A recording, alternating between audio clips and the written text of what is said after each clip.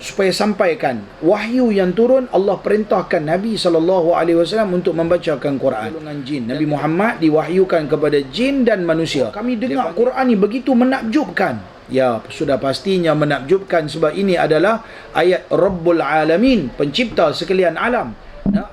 Jadi minta maaf lah, saya pun tak pernah nampak jin terbakar begitu kan. Nama jin ada beberapa nama. Para ulama menyebutkan yang pertamanya ada jin dan ada jan. Jin Umar ni iaitulah jin yang tinggal di rumah-rumah manusia. Dia memang kerja dia duduk di rumah orang.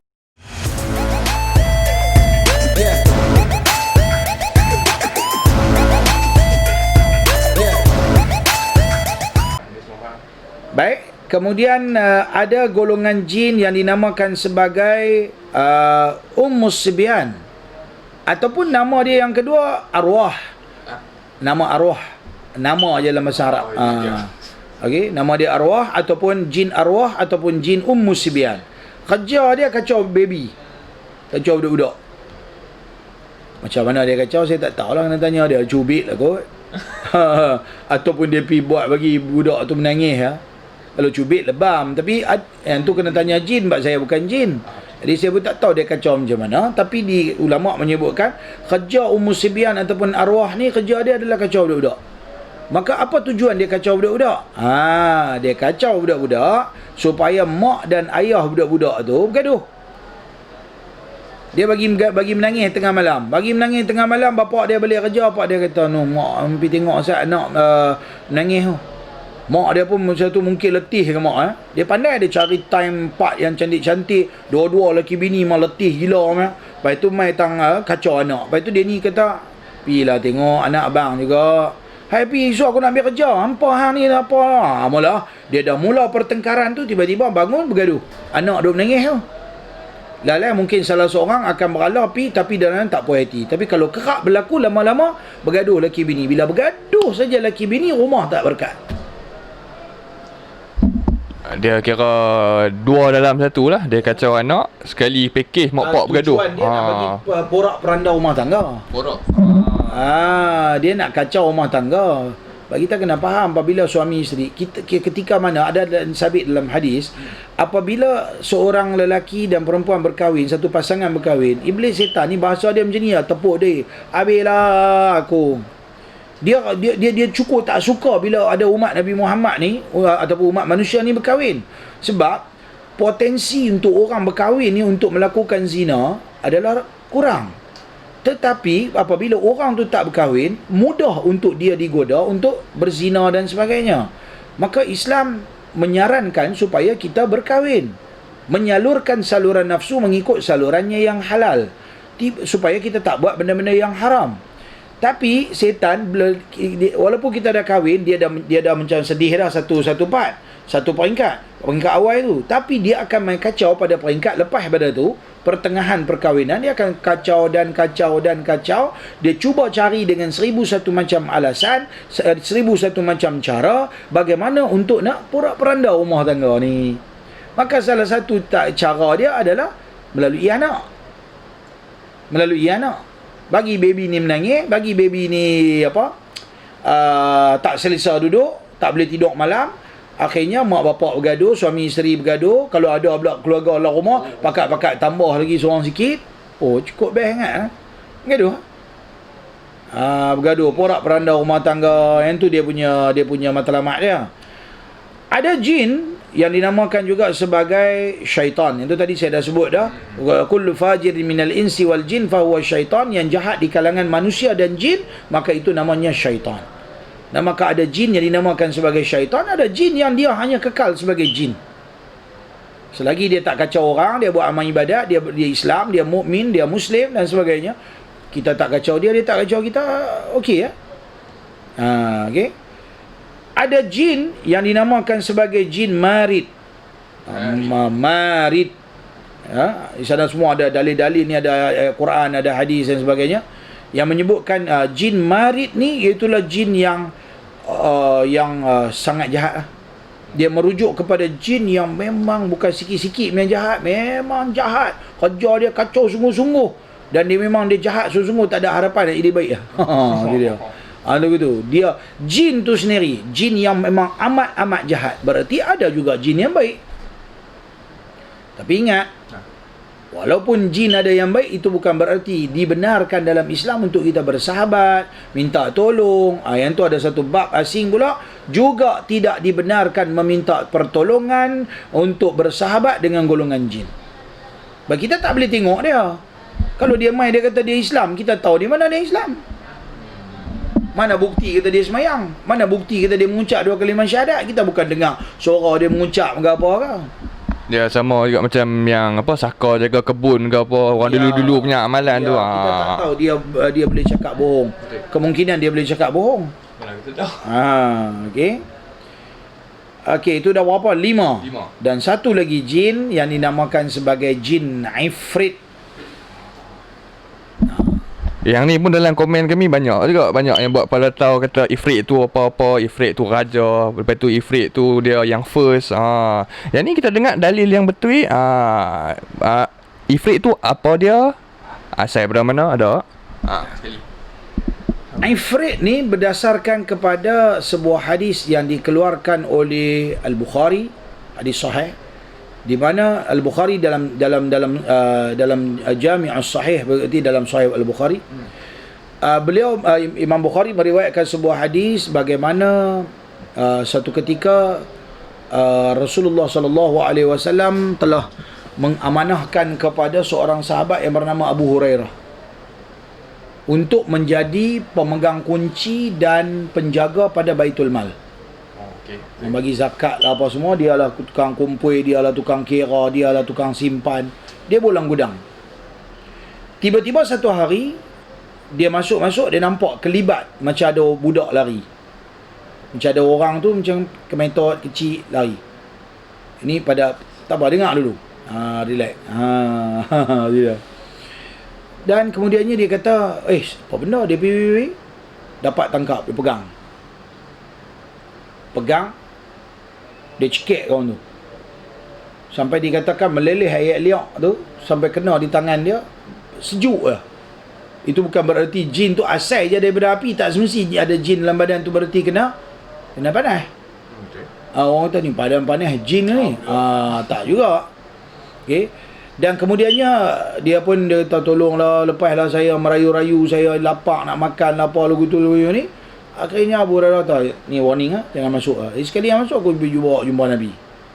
Tiba-tiba dia masuk juga pada malam esok, dengan tujuan dia nak mencuri barang Baitul Mal lah. Okey, kemudian Abu Hurairah dapat tangkap kali yang kedua. Kali ni dia meronta-ronta dan merayu betul-betul, aku takkan masuk dah, percayalah. Akhirnya Abu Hurairah kata, ni kali kedua lah. Kalau lagi sekali aku memang takkan teragak-agak untuk bawa jumpa Nabi. Rupanya dia main pula malam lagi sekali, dan berturut-turut 3 malam berturut-turut, dan malam yang ketiga kena tangkap. Dan kali ni Abu Hurairah heret, dia pergi jumpa Nabi. Dalam perjalanan dia kata, tolonglah aku ni jin Ifrit. Kerja aku memang mencuri, dan aku ni nak abang bagi kat hang, memang aku suka cakap bohong. Jadi aku nak abang kat hang, kali ni aku tak bohong. Abang jumpa Nabi memang aku takut sangat. Kalau hang tak mau bagi aku masuk dah lagi sekali ke tempat ni, aku bagi tahu kat hang baca ayat kursi, aku takkan boleh masuk. Abu Hurairah kata, tak apa, pendekkan cerita, baik, aku terima apa benar hang kata ni, aku nak pergi jumpa Nabi. Tapi ingat, lagi sekali memang tiada maaf bagimu. Dia Abu Hurairah pergi jumpa Rasulullah, ringkas cerita, pergi jumpa Rasulullah, dan akhirnya tanya pada Rasulullah. Rasulullah kata, betul, ya, itu memang adalah Ifrit, jin Ifrit, dan dia memang suka menipu. Maksudnya dia memang suka cakap bohong. Berarti orang yang suka cakap bohong pun perangai macam jin Ifrit ke lah. Kalau bohong yang tak bertempat lah, yang dibenarkan dalam agama. Untuk kita pada pengetahuan kita bersama, Islam ada membenarkan bohong. Basicnya bohong tak boleh, tetapi ada ketika-ketikanya bohong dibenarkan. Contoh, ada orang nak bunuh orang, duduk tengah ligan, macam gambar filem Tamil lah, Hindustan ke apa, tu macam dia bawa parang main nak bunuh dia ni seorang-seorang, dia main satu geng, main bawa parang-parang. Kita pun nampak, alamak, dia ni kata tolong saya, nak selamatkan saya. Ni ada orang nak bunuh saya macam ni, saya tak buat, tak bersalah tiba-tiba. Okey, masuk sembunyilah tembayan ni, sembunyilah tepi ni. Apa lagi dia pamer, aku kata tak tahu dia lari kat tu. Demi menyelamatkan nyawa manusia, kita terpaksa berbohong. Okey, saya bagi kitab senang-senang je. Bagi kawan-kawan yang mungkin biasa mengaji, buka je kitab Penawar Bagi Hati. Kalau tak puas hati, kita buka kita yang besar-besar lagi. Ni kita kecil-kecil lah, duk baca di surau, di masjid. Yang cukup dah, yang tu pun jadi panduan. Syekh Abdul Qadir Al-Mandili ada bercakap tentang fasal di awal-awal kitab dia, kitab Penawar Bagi Hati, berkaitan tentang dosa mulut. Mulut ni perlu dijaga 7 anggota, antaranya dosa mulut, dan agar jangan berbohong. Tetapi dia sebut situ ada beberapa perkara yang boleh untuk berbohong. Ada orang kata bohong sunat. Sebenarnya bohong bukan ada bohong sunat, ada bohong wajib, ada bohong sunat, ada bohong haram, ada bohong makruh, ada bohong harus. Ada. Ya. Tengok keadaan. Nak bohong tu untuk apa? Demi menyelamatkan nyawa orang. Tu jadi bohong wajib. Tapi ke arah yang agaknya tak, dia punya tak ada lah sampai nyawa, dia sekadar nak perbaiki keadaan. Bohong sunat. Orang nikah ramai. Ada orang kata bohong sunat. Kadang-kadang perlu. Nabi SAW pernah, bukan bohong, tapi kita nak kata, ni cerita, ni hadis. Satu hari Rasulullah bawa balik satu cincin, dan Rasulullah hadiahkan pada Aisyah. Aisyah kata, ya Rasulullah, dalam banyak-banyak isteri, banyak-banyak perempuan, siapa yang Rasulullah paling sayang? Rasulullah kata apa? Yang aku bagi kat dia cincin. Esok balik cincin lain pula, pergi rumah lain pula. Bagi pula cincin, bini pula tanya, ya Rasulullah, siapalah yang paling kau sayang kali? Rasulullah kata, yang aku bagi kat dia cincin. Balik pula rumah bini lain, bawa balik pula cincin. Bini lain pula tanya, ya Rasulullah, saya rasa macam special lah malam ni. Rasulullah ni mungkin sayang. Siapa dalam banyak-banyak isteri Rasulullah sayang? Yang aku bagi cincin. Dia bagi sama adil lah. Bukan masalah bagi sama adil, tapi bahasa dia untuk menjaga hati. Untuk jaga hati. Tak payahlah abang, dah aku sayang yang tu, yang nombor satu, ataupun yang bonsu. Aku tak sayang yang lain. Tak boleh cakap lagu tu. Tapi senang ya bahasa dia sekarang ni. Siapa-siapa yang aku bagi cincin, nak abang kata sayang semua. Tapi kita tak boleh bohong. Naluri manusia dalam 10 orang yang ada dalam hidup kita, tentu ada yang ni lebih, yang ni kurang. Mungkin disebabkan perangai, disebabkan apa. Tapi manusia ni dia tak puas hati. Dia nak tanya, dalam ramai-ramai tu siapa yang balik dia sayang? Jiwa naluri manusia dia nak bertanya lagu tu. Alah, Rasulullah bukan bohong pun.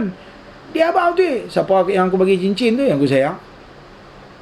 Dan dia pun tak tahu rupanya Rasulullah bagi cincin tu sama kat semua. Maknanya nak abang tu sayang semua. Tapi dengan tidak dinafikan, Rasulullah amat mencintai Aisyah radhiyallahu anha atas beberapa sebab yang ini dibincangkan oleh para ulama, dan sini bukan topik dia untuk kita bincang. Nanti tanya soalan dekat Aiman, perlu kita buat satu tajuk berkaitan yang berkaitan ni lah. Okey, kita teruskan. Ada jin, nama dia jin Ifrit. Maka inilah mitos dalam, ataupun kita katakan macam satu kefahaman masyarakat kita mengatakan jin Ifrit ni adalah toyol, kerja dia adalah mencuri. Maka lebih kurang macam tu lah berdasarkan kepada hadis. Tapi toyol tu kalau bahasa Arab, bahasa Arabnya Ifrit.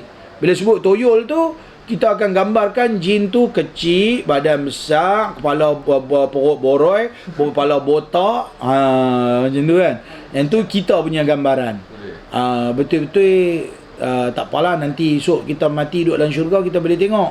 Kita boleh tengok jin, dia tak boleh tengok kita. Duduk atas dunia, kita tak boleh tengok dia, dia boleh tengok kita. Kan? Pasal kita jiwa manusia, kita tak dia ada ketakutan, dia jiwa dia lemah kalau nak tengok benda-benda lagu ni. Mungkin ada hikmah kenapa Allah Ta'ala tak bagi manusia dapat melihat jin. Mungkin rupa dia, mungkin dan sebagainya kan. Jadi itu nama dia jin Ifrit. Jadi orang Melayu akan kata toyol. Kerja dia mencuri. Tapi berdasarkan hadis ni, kita dapat ketahui bahawa jin Ifrit tu memang dia pergi mencuri. Dan dia suka cakap bohong. Kerja ada yang tu. Kerja dia yang tu. Itu nama dia. Ni 6 perkara yang kita sebut sebagai 6 nama jin. Masih lagi berbaki 5. Aiman ada sebarang soalan?